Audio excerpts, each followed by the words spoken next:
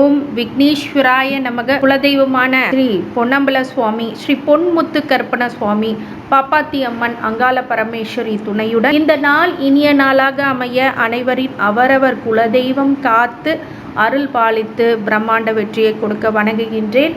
இன்று பிறந்த நாள் மற்றும் திருமண நாள் காணும் அனைத்து சொந்தங்களுக்கும் என்னுடைய நல்வாழ்த்துக்கள். 2025ஆம் ஆண்டு உங்களுக்கு நல்ல வருடமாக நல்ல வளமும் நலமும் பெற வாழ்த்துக்கள். வணக்கம், ஸ்ரீவாரி ஆஸ்ட்ரோ. நான் உங்கள் ஆஸ்ட்ரோ சஃப்னா பேசுகிறேன். இந்த ஆண்டில் வருகின்ற சனி, குரு, ராகு, கேது பயிற்சிகள் உண்டு. பல நல்ல விதமான மாற்றங்களும் ஏற்றங்களும் உங்களுக்கு உண்டு. கூடவே எந்த இடத்துல கவனமாக இருக்கணும் என்று தெரிந்து கொள்ள வேண்டிய மிக எளிமையான துல்லியமான பலன்கள் இதோ. அவரவர் ராசிக்கு ஏற்ப என்னென்ன விஷயங்கள் நடக்கப் போகிறது அப்படிங்கிறத பற்றி முழு விவரமான காணொளி. இந்த 2025ஆம் ஆண்டு உங்களுக்கு நல்ல வருடமாக நல்ல வளமும் நலமும் பெற வாழ்த்துக்கள். ஆண்டில் சனி, குரு, ராகு, கேது பயிற்சிகள் உண்டு. பல நல்ல விதமான மாற்றங்கள் ஏற்றங்கள் அப்படிங்கிறது நிதர்சனமான விஷயங்களில் நடக்கக்கூடிய காலகட்டம். கூடவே எந்த இடத்துல கவனமாக இருக்கணும், எச்சரிக்கையாக இருக்கணும் அப்படிங்கிற தெரிந்து கொள்ள வேண்டிய மிக முக்கியமான எளிமையான துல்லியமான பலன்கள். அனைவருக்கும் ஆங்கில புத்தாண்டு நல்வாழ்த்துக்கள். இன்னைக்கு மேஷ ராசிக்கு இந்த புத்தாண்டு எப்படிப்பட்ட விஷயங்கள் பண்ண போது கோச்சார ரீதியாக முதல்ல சொல்ல போகிறேன். அதன் பிறகு திசாபூத்தி வாரியாக என்னென்ன பலன்கள் இருக்கும், அதற்கான வழிபாடுகள் பரிகாரங்கள் என்ன அப்படிங்கிறத பற்றின முழு காணொளி ஸ்கிப் பண்ணாமல் பாருங்கள். சப்ஸ்கிரைப் பண்ணாமல் இருந்தீங்கன்னா சப்ஸ்கிரைப் பண்ணிக்கோங்க. இந்த மேஷராசிக்காரங்களுக்கு சனி பெயர்ச்சி, குரு பெயர்ச்சி, ராகு கேது பெயர்ச்சி, இந்த 4 பெயர்ச்சிகளும் கண்டிப்பாக இதன் அடிப்படையில் தான் அந்த ஆண்டு இருக்கும் அப்படிங்கிற விஷயம் கண்டிப்பாக தெரியும். முதல்ல குரு பெயர்ச்சியிலேருந்தே ஆரம்பிப்போம். குரு பெயர்ச்சி மே 14 வரைக்கும் 2ஆம் இடத்துல குரு, தன குடும்ப வாக்குஸ்தானத்தில் இருக்கக்கூடிய குரு பெயர்ச்சி. அதுக்கப்புறம் என்ன பயிற்சி, மே 14க்கு பிறகு 3ஆம் இடத்து மறைவு குருவாக வருகிறார். அதன் பிறகு சனி மார்ச் 29ஆம் தேதி 11ஆம் இடத்துல இருக்கின்ற சனி மார்ச் 29க்கு பிறகு விரய சனியாக தன்னுடைய 7.5 நாட்டு சனியாக ஆரம்பிக்கின்றார். விரய சனியாக மே 18 வரைக்கும் ராகு மீனத்திலையும் கேது கண்ணிலையும் இருக்கும். அதுக்கப்புறம் மே 18க்கு பிறகு மீனத்துலேருந்து கும்பத்துக்கு ராகு போகும், கேது கண்ணிலேருந்து சிம்மத்துக்கு போதும். ரிவர்ஸ் ரெட்ரோகிரேட் பிளானட் இல்லையா, இது பின்னோக்கி செல்லக்கூடிய ஒரு கிரகம். 12ஆம் இடத்துல இருந்து ராகு விரய ராகுவாக 6ஆம் இடத்துல இருந்த கேது அடுத்த மே 18க்கு பிறகு லாப ராகுவாகவும் 11ஆம் இடத்து ராகுவும் பஞ்சம கேதுவாகவும் 5ஆம் இடத்து கேதுவாகவும் பிரகாசிக்க போகிறார்கள். இதன் அடிப்படையில் எப்படிப்பட்ட விஷயங்கள் உங்கள் வாழ்க்கையில் நடக்க போகுது, குருவிலேருந்தே ஸ்டார்ட் பண்ணுவோம். குருவே வாழ்க, அந்த மாதிரி குருவிலேருந்தே ஆரம்பிக்கும். மே 14 வரைக்கும் இந்த தன குடும்ப வாக்குஸ்தானத்தில் இருக்கும் போது அது பார்வை பலனால் 6ஆம் இடத்தையும் 8ஆம் இடத்தையும் 10ஆம் இடத்தையும் தன்னோட 3 பார்வைகளால் பார்க்கும் போது நோய், எதிரி, கடன் அப்படிங்கிறது கட்டுப்பாட்டுக்குள்ளே இருக்கும். நோயோ எதிரியோ கடனோ உங்களை அண்டாத அளவுக்கு அந்த குரு பெயர்ச்சி உங்களுக்கு கண்டிப்பாக கொடுக்கும். அடுத்தது 8ஆம் இடத்தை பார்க்கும்போது கொடுக்கல் வாங்கல்ல சிக்கல்கள் இருந்து நிறைய பொருளாதார விரயங்களை கொடுத்தாலும் கொடுக்கல் வாங்கல வாக்குவாதங்கள் இருந்தாலும் இந்த காலகட்டத்தில் அந்த அதிர்ஷ்டங்களை கொடுத்து கொண்டே இருக்கும்.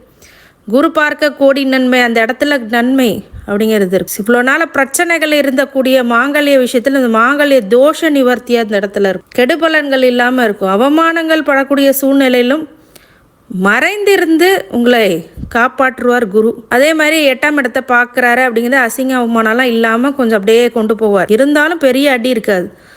2ஆம் இடத்துலேருந்து 10ஆம் இடத்தை பார்க்குறார் 9ஆம் பார்வையா. தொழிலில் ஒரு நல்ல விஷயங்கள் நடக்கும். இந்த காலகட்டத்தில் தொழிலில் நல்ல லாபங்கள் சம்பாதிக்கக்கூடிய புது தொழில், புது பட்டம், புது பதவி, புது உத்தியோகம் அப்படிங்கிறது இந்த காலகட்டத்தில் உண்டாயிருக்கு. மே 14 வரைக்கும். மே 14க்கு பிறகு 3ஆம் இடத்து மறைவு குரு வருதே அப்படின்னு பயப்பட தேவையில்லை. ஏன்னு கேட்டிங்க அப்படின்னா 3ஆம் இடத்து மறைவு குரு தன்னுடைய 3 பார்வைகள்னால என்ன நல்ல பலன் கொடுக்க போகிறார். திருமணம் ஆகாதவங்களுக்கு திருமணமாகும். 7ஆம் இடத்தை பார்க்குறாரு. உங்கள் பிஸ்னஸ் பார்ட்னர்னால ப்ராஃபிட் கண்டிப்பாக கொடுப்பார். பொருளாதார சிக்கல் 3ஆம் இடத்து குரு பண்ணும். இருந்தாலும் ப்ராஃபிட் பார்ட்னர்ஷிப்னால ப்ராஃபிட் வரும். அதே மாதிரி 9ஆம் பார்வை பார்க்குற பூர்வீகத்தில் இது வரைக்கும் தலை காட்டாதவங்க எல்லாமே பூர்வ புண்ணிய அடிப்படையில் பாவத்தை புண்ணியத்தை ஏற்ப இப்போ பலன்கள், தெய்வ பக்தி, தெய்வ சித்தாந்தம் அப்படிங்கிறதெல்லாம் அதிகரிக்கக்கூடிய காலகட்டம். அடுத்தது 11ஆம் இடத்தையும் பார்வையிடுகிறார். அப்படிங்கும்போது ப்ராஃபிட், எதில் பார்த்தாலும் ப்ராஃபிட் வரும். இந்த மாதிரி விஷயங்கள் எல்லாமே லாப குருவாக கண்டிப்பாக இருப்பார். உங்களுடைய இவ்வளோ நாள் கடின உழைப்புக்கு ஒரு உத்தியோகத்தில் ஒரு 10,000 வாங்கிட்டு இருக்கவங்க 5,000 வாங்குவீங்க. ₹1,00,000 வாங்குறவங்க 2 லட்சமாக கன்வெர்ட் ஆவீங்க. இந்த மாதிரி விஷயங்கள்லாம் இப்போ நல்லது நடக்கும். அதே மாதிரி சனி பயிற்சி என்ன பண்ணுவார், மார்ச் 29 வரைக்கும் 11ஆம் இடத்துலேருந்து லாபத்தை கொடுத்தாரா அப்படின்னு கேட்குறீங்க. கண்டிப்பாக. ஏன்னா 3ஆம் பார்வையாக உங்கள் லக்னத்தையே பார்க்குறாரு சனி. அப்போ உங்களுக்கு தொல்லைகள், அவமானங்கள், மனவேதனைகள், பிரச்சனைகள்லாம் இப்போ மாறும் அடுத்த வருகின்ற சனி. இப்போ லக்னத்தை பார்த்தா என்ன பண்ணுவீங்க நீங்கள்? லாபம் என்ன தான் கொடுத்தாலும் லக்னத்தை சனி பார்த்தா என்ன பண்ணும்? கெடுதல்களை கொடுக்கும். அந்த லக்னக்காரங்களுக்கு மன உளைச்சல், மனக்குழப்பம், சங்கடம், கடன் தொல்லை, இந்த மாதிரி எல்லாத்தையும் கொடுத்துருக்கும். 11ஆம் இடத்தை 7ஆம் பார்வையை 5ஆம் இடத்தை பார்க்குறாரு. அப்படிங்கும்போது குழந்தைகள் வழியில் ரொம்ப சங்கடங்கள் ஏற்படும். அதே மாதிரி 8ஆம் இடத்தையும் பார்த்துட்டார், குருவும் பார்க்குறாரு, அதே மாதிரி சனியும் பார்க்குறாரு. சமசப்தமாக ரெண்டுமே சரிசமமாக ஆயிடுச்சு, பேலன்ஸ் ஆயிடுச்சு. அப்போ பெரிய அசிங்க அவமானத்துலேருந்து ஹைட் ஆயிடுவீங்க. மறைந்திருந்து உங்களுடைய வேலையை பார்க்கக்கூடிய சூழ்நிலை இருக்குது. யார்கிட்டையும் எதுவுமே சொல்லாத நிலமை அப்படிங்கிறது மனசுக்குள்ளே சங்கடத்தை கொடுத்துருக்கும். அந்த சனி பயிற்சியானது 12ஆம் இடத்துல 7.5 சனியாக நுழைந்தாலும் அதுக்கு நீங்கள் பயப்பட தேவையில்ல. இருந்தாலும் எந்தெந்த இடத்துல கவனமாக இருக்கணுங்கிறது மார்ச் 29க்கு அப்புறம் எங்கெங்கே கவனமாக இருக்கணும் அப்படின்னா, 2ஆம் இடத்தை பார்க்குற தன குடும்ப வாக்கு அப்படிங்கிறதுல கொஞ்சம் பிரச்சனையை கொடுப்பார். அதே மாதிரி 6ஆம் நோய், எதிரி, கடனை உருவாக்கக்கூடிய விஷயங்கள் அமையும். பாக்கியத்திலையும் பார்க்குறாரு. அப்படிங்கிறதுனால நீங்கள் குலதெய்வ வழிபாடை பிடிச்சிக்கிறது ரொம்ப நல்லது. இந்த மாதிரி விஷயங்கள் சனி பண்ணுவார். ராகு கேது என்ன பண்ணுவாங்க, 12ஆம் இடத்துல ராகு, 6ஆம் இடத்துல கேது. அப்படிங்கும்போது ஒரு சில நற்காரியங்களை பண்ண சில பேர்த்துக்கு நோய், எதிரி, கடனை உருவாக்குனாலும் அது கட்டுப்பாட்டுக்குள்ளே இருந்துச்சு. அடுத்து வருகின்ற ராகு 12ஆம் இடத்து ராகுவும் 6ஆம் இடத்து கேதுவும் பெரிய சிறப்பு பண்ணலை. மே 18க்கு பிறகு 11ஆம் இடத்துல வருகின்ற ராவும் 5ஆம் இடத்துல வருகின்ற கேதுவும் நல்ல பலனை தான் கொடுப்பாங்க. 11ஆம் இடத்துல ப்ராஃபிட் கொடுப்பார். மீடியா, சினிமா துறையில் இருக்கிறவங்க, ஐடி செக்டாரில் உள்ளவங்க, டெக்னிக்கல் லெவலில் இருக்கிறவங்க எல்லாத்துக்கும் நல்ல ப்ராஃபிட்டபுளான டைம் அந்த மே 18க்கு பிறகு. சனி பகவான் வர்றது தான் கொஞ்சம் பிரச்சனையா அப்படின்னு கேட்டிங்கன்னா, இங்கே 3 செக்டாராக பிரிக்கலாம். ஒன்று விரய சனி, இன்னொன்று ஜென்ம சனி, இன்னொன்று மரணச்சனி. 3 சனியாக பிரிக்கலாம். அந்த ஏஜ் வயசு உங்களுக்கு கஷ்டங்களை கொடுக்கும். சின்ன குழந்தைய 30 வயசுக்குள்ளே இருக்கிறீங்கன்னா உங்களுக்கு ரொம்ப ஜாகிரதையாக இருக்கணும். அதுவும் தசாபுத்தியும் உங்களுக்கு நல்லபடியாக இருந்தால் மட்டும்தான் கொஞ்சம் பரவாயில்லையாக இருக்கும், இல்லாட்டின்னா கஷ்டம். அதே 30 வயசுக்கு மேலே வருது அப்படின்னா முழுமையான 7.5 முடிஞ்ச உடனே, இப்போ ஒருத்தவங்களுக்கு பார்த்தீங்கன்னா சின்ன வயசில் 2 வயசுல 7.5 ஆரம்பித்து 5 வயசில் சில பேர்த்துக்கு முடிஞ்சிடும். இந்த மாதிரி முழு 7.5 அனுபவிக்காமல் 2வது 7.5 இருந்ததுன்னா நீங்கள் கொஞ்சம் சர்வ ஜாகிரதையாக இருக்கணும். இல்லை முழு 7.5யும் நான் சின்ன வயசுலேயே அனுபவிச்சிட்டேங்க, 7.5 வருஷமும் ஆட்டி படைச்சிருச்சுன்னா இந்த செகண்ட் 7.5 உங்களுக்கு கல்யாணம், நல்ல சுபகாரியங்கள், பிராப்தம் அப்படிங்கிறது மகிழ்ச்சி பொங்கக்கூடிய விஷயங்கள் இருக்கும். ஏஜ் ஆனால் கொஞ்சம் உடல்நிலையில், மனநிலையில் ரொம்ப ஜாக்கிரதையாக இருக்கணும். அதுதான் அறிவுறுத்தப்படுகிறது. 3 நட்சத்திரத்துக்காரங்களும் அஸ்வினி, பரணி, கார்த்திகை நட்சத்திரத்துக்காரங்க, இந்த 3 நட்சத்திரக்காரங்க மேசராசி. அஸ்வினி கேதுவோடைய நட்சத்திரம், கேது தான் மொதல் திசை. பரணி சுக்கிரனுடைய நட்சத்திரம், சுக்கிரன் தான் மொதல் திசை. கார்த்திகை சூரியனுடைய நட்சத்திரம், சூரியனுடைய திசை முதல்ல ஆரம்பிக்கும்.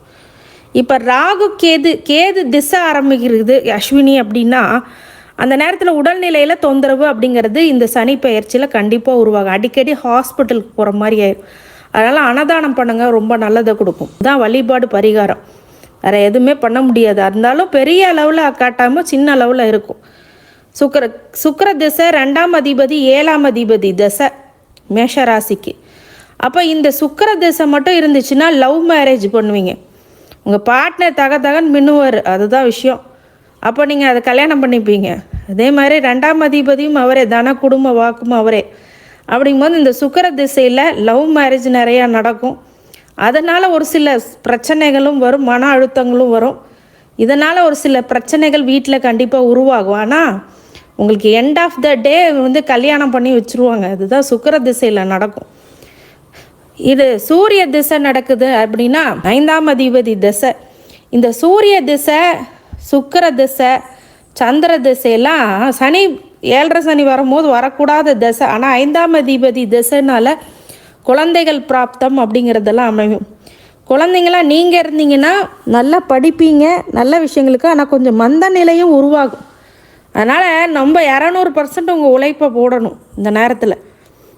அதே மாதிரி உங்கள் பார்ட்னர்கிட்ட ரொம்ப கவனமாக இருக்கணும். சூரிய திசை, சந்திர திசை, சுக்கிர திசையில் உங்கள் பார்ட்னர்ஷிப்புக்கிட்ட ரொம்ப ரொம்ப கவனமாக இருக்கக்கூடிய காலகட்டம். சந்திர திசை 4ஆம் அதிபதி திசை. 4ஆம் அதிபதி திசைனா பொண்ணு, பொருள், இடம், பொருள், வண்டி, வாகனம் எல்லாம் நியூவாக வாங்குவீங்க. ஆனால் சனி என்ன பண்ணுவார், உங்களை ஃபாஸ்ட்டு மட்டும் க்ரியேட் பண்ணிட்டீங்கன்னா அவர் கொஞ்சம் பிரச்சனையை கொடுப்பார். சந்திர திசையில் உங்களுக்கு எல்லாமே அமையும், வீடு வாசல் எல்லாமே அமையும். இந்த மாதிரி அதிபதி தசை சந்திர தசை. இது அஸ்வினி, பரணி, கிருத்திகைக்கு சந்திர தசை வரும். ஒவ்வொருத்தருக்கும் ஒவ்வொரு தசை ஸ்டார்ட் ஆகும். இந்த 4ஆம் அதிபதி தசை உங்கள் தாயாருக்கு நல்ல உடல்நிலை அப்படிங்கிறது கொஞ்சம் பார்த்துக்கணும். தாயாரோடைய விஷயங்களில் நீங்கள் மெனக்கெட்டு செய்வீங்க. அதே மாதிரி உங்களுடைய வளர்ச்சி அப்படிங்கிறது அசுர வளர்ச்சியாக கண்டிப்பாக இருக்கும். அடுத்தது செவ்வாய் தசை. மேஷ ராசிக்கு ராசியாதிபதி தசையும் அவர் தான், 8ஆம் அஷ்டமாதிபதி தசையும் அவரே தான். இந்த நேரத்தில் ரொம்ப கவனமாக இருக்கணும். உடல்நிலையில் ப்ராப்பராக இருக்கணும், ப்ராப்பராக சாப்பிட்ணும், ப்ராப்பராக தூங்கணும். இந்த ஃபவுண்டேஷன் ஃபஸ்ட்டு பண்ணணும். அதே மாதிரி நோயை கொடுக்கக்கூடிய சில உணவு முறைகளை தவிர்த்து காரம், உப்பு இதெல்லாம் கம்மி பண்ணிக்கிங்க. இந்த மாதிரி விஷயங்கள்லாம் நல்லது பண்ணும். இந்த செவ்வாய் திசையில் கொஞ்சம் ஜாக்கிரதையாக இருக்குது. ரத்த சம்மந்தப்பட்ட உறவுகள்னாலும், இளைய சகோதரர், மூத்த சகோதரர் வழியில் ஒரு சில பிரச்சனைகள் ஏற்படக்கூடியதாக இருக்கும். இந்த செவ்வாய் திசையில் யாரை நம்பி பணத்தை கொடுக்க வேண்டாம், ப்ராப்பர்ட்டியை கொடுக்க வேண்டாம், இதெல்லாம் பிரச்சனையே முடிஞ்சிடும். அடுத்தது ராகு திசை நடக்குது அப்படின்னா உங்கள் ஜனன கால ஜாதகத்தை முழுசாக ஆய்வு பண்ணும்போது என்ன ஆதிபத்தியமாக இருக்குது, என்ன காரகத்துவம் நடக்குது. பொதுவாகவே சர்பகிரக திசை பெரிய நன்மைகளை பண்ணாது. இருந்தாலும் இந்த ராகு திசை, கேது திசை வந்துச்சுன்னா அந்த ராகு கேதோடைய பெயர்ச்சி இருக்கு இல்லையா, மே 18க்கு முன்னாடி பார்த்திங்கன்னா விரயத்தையும் நோய் எதிரி கடனையும் உருவாக்கி கொடுப்பார். ஆனால் மறைவில் இருக்கிறது நன்மையும் கொடுக்கும். ஒரு கடனை வாங்கினா தான் ஒரு வீடு வாங்க முடியுன்ற நிலமையெல்லாம் இருக்குது. அதெல்லாம் இன்றைக்கி சரியாகும். இந்த மாதிரி விஷயங்கள்லாம் ராகு கேது பண்ணும். அடுத்த மே 18க்கு பிறகு லாப ராகுவாகவும் 5ஆம் இடத்து கேதுவாக வரும்போது இந்த ராகு திசை முழுக்க லாபத்தை கொடுக்கும். ராகு ரொம்ப அதிரடியான ஆப்பர்ச்சுனிட்டிஸ் எல்லாம் உங்கள் லைஃப்பில் தேடி வரும். அதே உங்கள் ஜாதகத்துலேயே அந்த ராகு நல்ல இடத்துல இருந்தான்னா இன்னும் 200% கொடுக்கும். இல்லை ராகு நல்ல சரியான நிலையில் உங்கள் ஜாதகத்தில் இல்லை அப்படின்னா, அபயோக திசையாகிடுச்சுன்னா இந்த லாபத்தை மட்டும் கொஞ்சம் சின்னது பண்ணும், 50% கொடுக்கும். ஆனால் கொடுக்காமல் இருக்காது. அடுத்தது குரு திசை. 9ஆம் அதிபதி 12ஆம் அதிபதி திசை. இந்த 9ஆம் அதிபதி 12ஆம் அதிபதி திசை குரு திசை வந்துச்சுன்னா குருவுக்கு என்ன பலனோ 2ஆம் இடத்துல இருக்கிற வரைக்கும் மே 14 வரைக்கும் உங்களுக்கு பாக்கியத்தையும் கொடுப்பார், சில விரயத்தையும் கொடுப்பார், ஒரு கல்யாணத்தை பண்ணி வச்சுருவார், எல்லாம் பண்ணுவார். ஆனால் அங்கே நோய் எதிரி கடனையும் உருவாக்கிடுவார், பிரச்சனைகளை கொடுப்பார். தொழிலில் ஒரு சில விஷயங்களில் இடர்பாடுகள் இருக்குது. பூர்வ புண்ணியத்தினால நல்ல மதிப்பெண் கொடுக்கக்கூடிய, மதிப்பு கொடுக்கக்கூடிய இடத்துல இருப்பீங்க.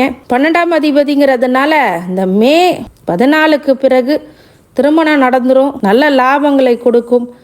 நிறைய விஷயங்கள் விரயம் பண்ணாலும் அது சுப விரயமாக மாற்றிக்கொள்ளக்கூடிய விஷயங்களும் அமையும். அடுத்தது சனி திசை. இதில் தான் ரொம்ப ரொம்ப கவனமாக இருக்கணும். ஆனால் 10ஆம் அதிபதி 11ஆம் அதிபதி திசை. தொழிலுக்கும் அவரே, லாபத்துக்கும் அவரே.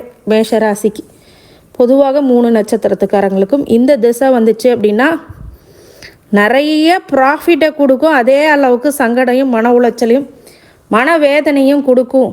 அப்படிங்கிறதுனால ரொம்ப ஜாகிரதையாக சனி திசையை கடந்து வரணும். வழிபாடாக ஆஞ்சநேயர் வழிபாடும் திருச்செந்தூர் முருகனை வழிபாடு பண்ணுறது, குலதெய்வத்தை விடாமல் பிடிக்கிறது ரொம்ப ரொம்ப நற்பலன்களை மேஷராசிக்காரங்களுக்கு கொடுத்தே தீரும். மாற்று கருத்தே இல்லை.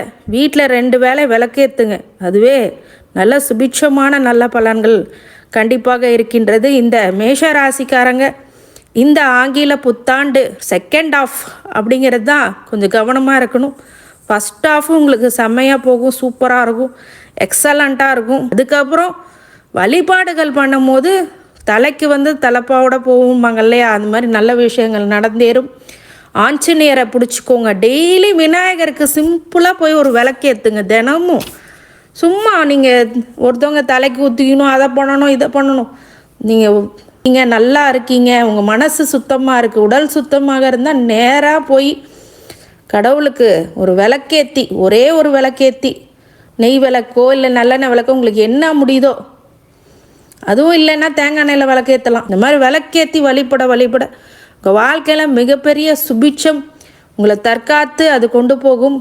இந்த மேஷராசிக்காரங்களுக்கு ஆங்கில புத்தாண்டுகள் எல்லா ஐஸ்வர்யங்களும் சகல சௌபாக்கியங்களும் மன நிம்மதியும் மனோதைரியத்தையும் ஆரோக்கியத்தையும் கொடுக்க வேண்டும் என்று என் பெருமான் ஸ்ரீவாரி திருப்பதி பெருமாளை வேண்டி வணங்குகின்றேன். ஓம் நமோ நாராயணா. நன்றி.